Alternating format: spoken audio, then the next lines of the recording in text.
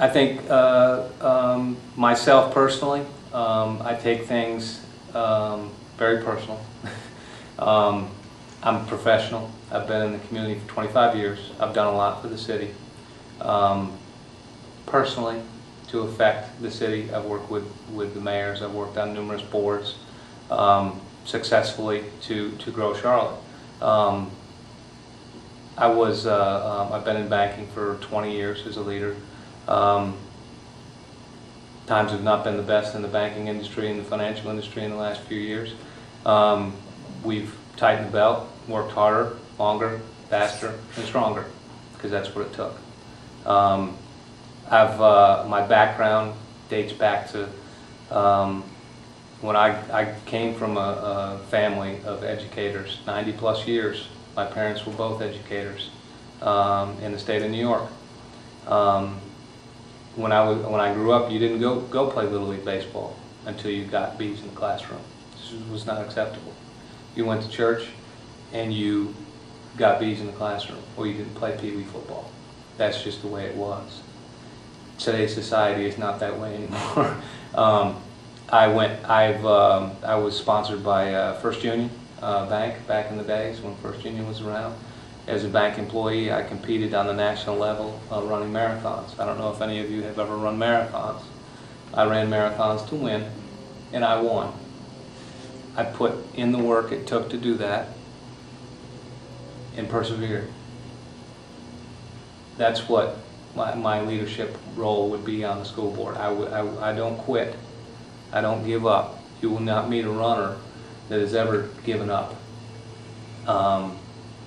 You just have to follow through. You just have to have that. And what's really 10% of the reason why I'm running for school board is because I've seen the degrading of it, the moral support that the school board has given the teachers and the students. In the last year and a half, if you watch the school board meetings, you could roll back through the tape. I've not heard the school board one time talk about educating children. Not once have they talked about ever educating a child, or our children aren't being educated, or anything revolving around education of children in Mecklenburg. It hasn't happened.